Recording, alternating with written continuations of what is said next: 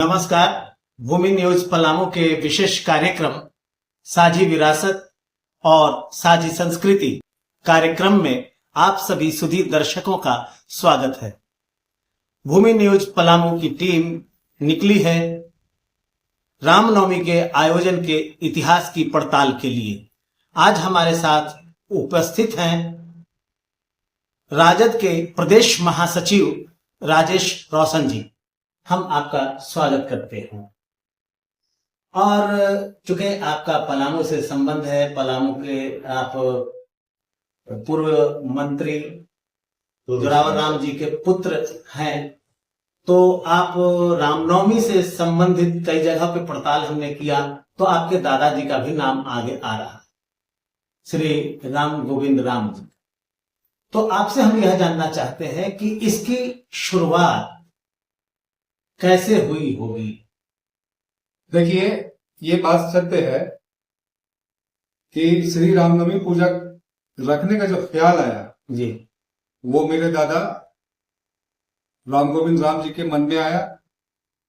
और वो शुरुआत में किए क्या कि पूजा से पहले वो चूंकि दर्जी थे वो जी जी, और उनको मतलब उनके हजारों लोगों को उन्होंने दर्जी का काम भी सिखाया।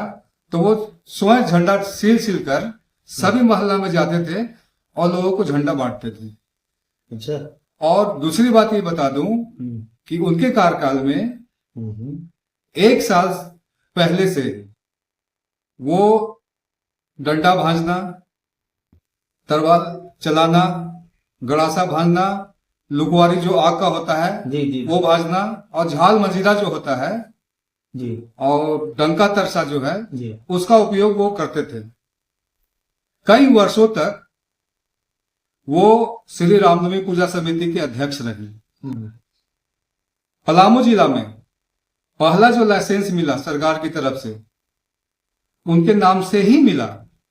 और ये परंपरा बहुत साल तक चलते रह गया। जब वो अध्यक्ष नहीं भी रहे तब भी चलता, तो भी उनके नाम से ही लाइसेंस निकलता था।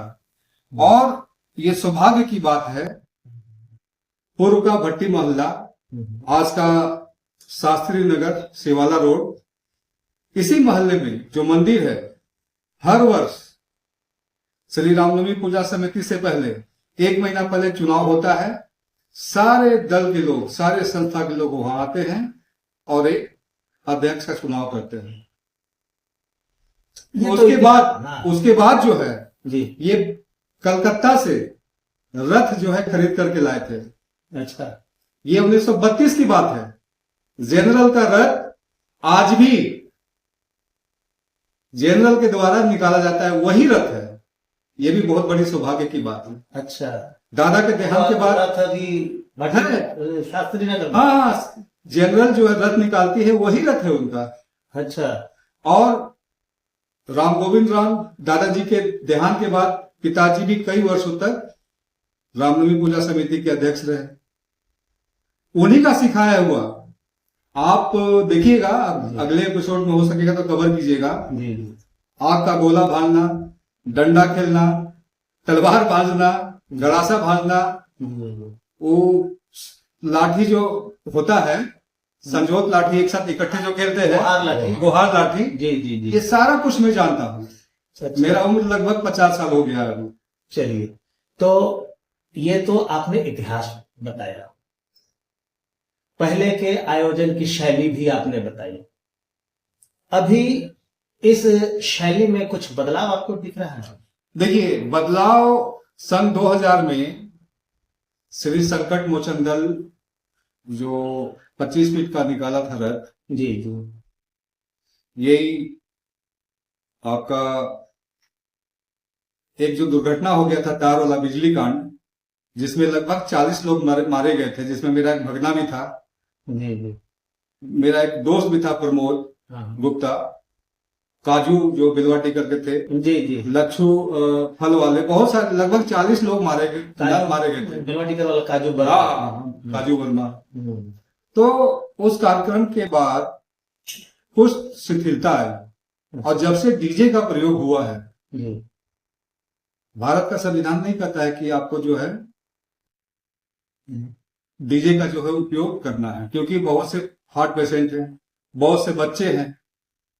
वो दौर डंका तरसा का था और ये जो दौर है डीजे का दौर है। एक बदलाव तो हुआ है। बदलाव हुआ है। आजकल के नवयुवक जो हैं उनको डंडा पकड़ने का लूर तक नहीं, खेलना तक नहीं जानते हैं। अच्छा, इस परंपरा में और भी कुछ बदलाव दिख रहा है क्या? देखिए, यहाँ पे जैसा कि शहनवाज साहब ने कहा जी कि जब पहला बार 1932 में जी। जब रथ निकलना शुरू हुआ तो मुस्लिम समुदाय और हिंदू समुदाय के लोगों का बैठक हुआ प्रशासन के साथ। जी। तो ये बात सत्य है कि मुस्लिम समाज के लोगों ने कहा कि भाई जब आप रथ निकालिएगा तो हमारे घर की महिलाएं बच्चे भी देखेंगे, तो ये रूट जो है पास किया जाए। जी। अब आपको जान करके ताज्जुब होगा कि उस समय जो रूट निर्धारित किया हुआ था वो आज तक चला आ रहा है। अच्छा, आपने ये जो बताया अभी कि यहाँ पर 40 लोग मरे, तो उस समय कोई विशेष घटना बताइए। उस समय ये हुआ था कि इस घटना के शोक में मुस्लिम समुदाय के लोगों ने जी ताजिया नहीं निकाला था। ये बहुत बड़ा उदाहरण है। ये हिंदुओं के दुख में पूरी साझी विरासत को प्रतिबिंबित कर रहा, और ये पूरे हिंदुस्तान क्या पूरे विश्व में ये मैसेज गया जी। कि यहाँ के हिंदुओं के साथ जो घटना घटा उसके साथ पलामू के मुसलमानों ने दुख में ताजिया नहीं निकाला। लेकिन आज जो बदलाव हो रहा है, इस बदलाव में आप कुछ संदेश देना चाहें पिछले इतिहास के आलोक में? एक कहावत है इंग्लिश में, हिस्ट्री रिपीट इटसेल्फ। जी। इतिहास स्वयं अपने आप को दोहराता है। अभी वो समय है कि आज के जो युवा लोग हैं पुनः डंका तरसा पे आ जाए, डंडा खेलना सीख जाए, तलवारें भरना सीख जाए, आग का लुकवारी भरना सीख जाए। तो ये जो पर्व है इसको मनाने का खुशी जो है दोगुना हो जाएगा। बहुत बहुत शुक्रिया।